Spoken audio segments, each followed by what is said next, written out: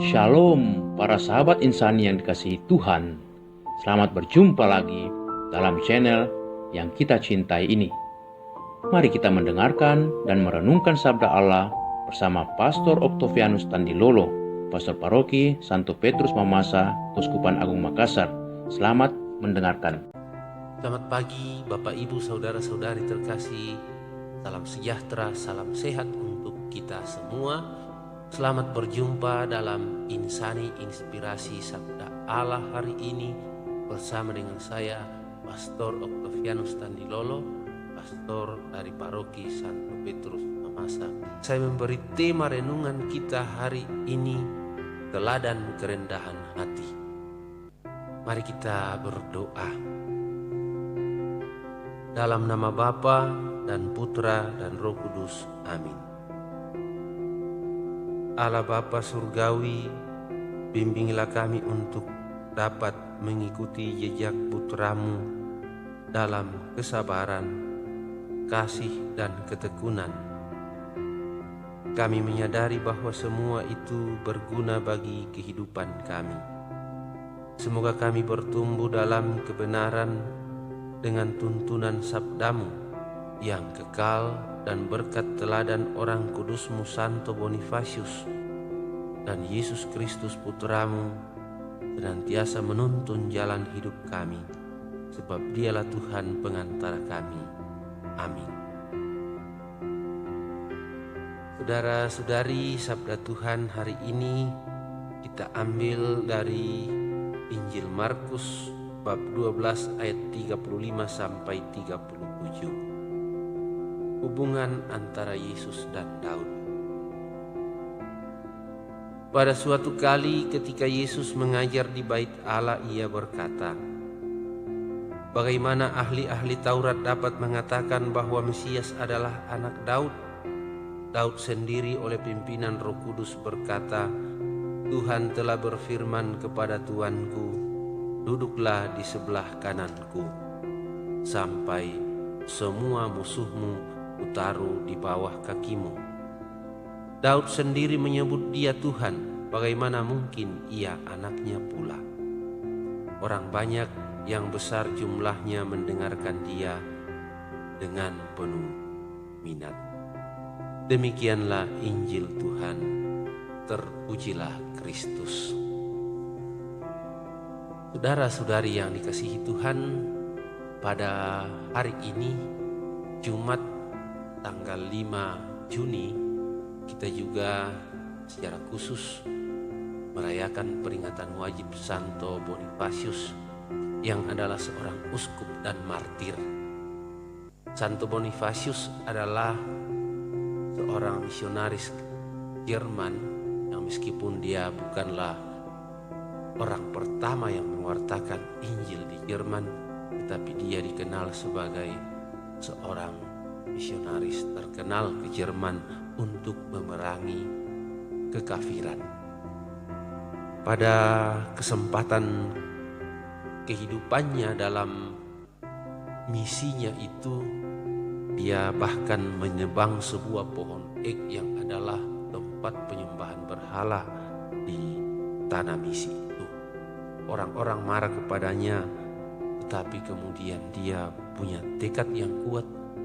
Akhirnya bahkan ia menjadi seorang misionaris yang dikagumi.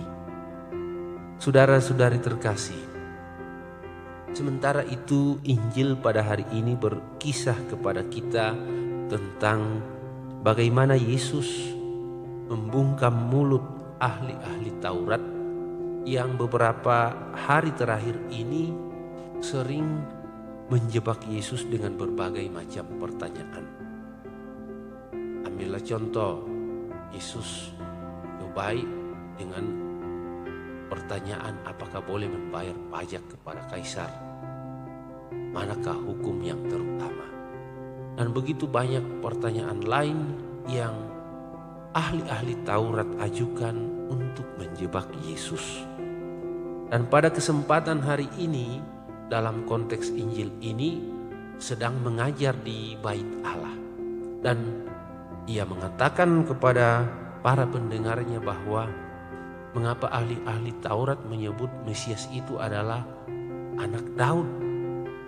Bukankah Daud sendiri dalam Mazmurnya, dalam Mazmur 110 yang dikutip oleh Yesus ayat 1, Yesus mengutip bahwa Daud sendiri menyebut Mesias itu adalah Tuhan. Bagaimana mungkin orang yang dipertuankan sekaligus menjadi anak? Saudara-saudari terkasih, Yesus tidak bermaksud sama sekali untuk mencari kemuliaan dari keturunan raja. Bahkan kalau kita membaca Injil, Yesus tidak pernah menyebut dirinya sebagai anak Allah, putra Allah. Itu adalah gelar yang diberikan oleh orang lain kepadanya. Yesus lebih banyak menyebut dirinya sebagai anak manusia. Dan anak manusia itu menyatakan tentang perutusan Yesus, yakni dia akan terjun ke dunia manusia meskipun dia adalah Allah, dan kemudian menebus manusia dari sana. Apa yang mau dikatakan dari itu? Bahwa Yesus menonjolkan bagaimana kerendahan hati dalam pelayanan.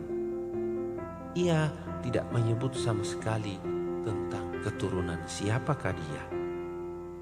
Dalam kehidupan kita, khususnya dalam masyarakat kita di Indonesia, ada beberapa suku yang masih memegang erat tentang tuan dan hamba. Di daerah kelahiran saya juga masih seperti itu. Jelas garis antara tuan dan hamba meskipun tidak seketat pada zaman dahulu.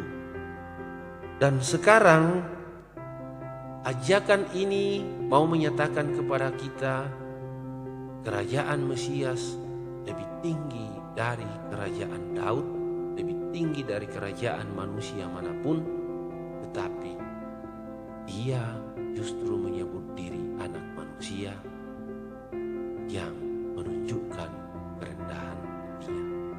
Mari kita bersama-sama belajar dari Injil hari ini untuk merenungkan kehidupan kita, bahwa dalam kehidupan kita ini ada satu hal yang begitu penting, yakni perendahan diri Allah hendaknya jadi teladan kehidupan kita. Semoga Tuhan membantu kita. Amin. Mari kita berdoa. Allah Bapa, sumber iman kepercayaan kami, teguhkanlah hamba-hambamu dalam iman berkat daya sabdamu yang kami dengarkan ini. Berikanlah kami rahmat kerendahan hati di dalam kehidupan bersama, dan semoga kami melayani Engkau sebaik-baiknya.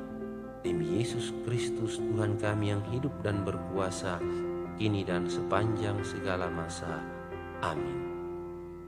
Tuhan bersamamu dan bersama rohmu, dan semoga kita sekalian dibimbing, dilindungi oleh berkat Allah yang Maha Kuasa, Bapa dan Putra dan Roh Kudus. Amin. Terima kasih buat para sahabat Insani yang dengan setia mendengarkan dan merenungkan sabda Allah bersama Pastor Octavianus. Dan kepada Pastor Octavianus, saya Pastor Marcelo Lotandung mengucapkan berlimpah terima kasih. Semoga pastor selalu diberkati Tuhan dalam setiap pelayanannya. Amin.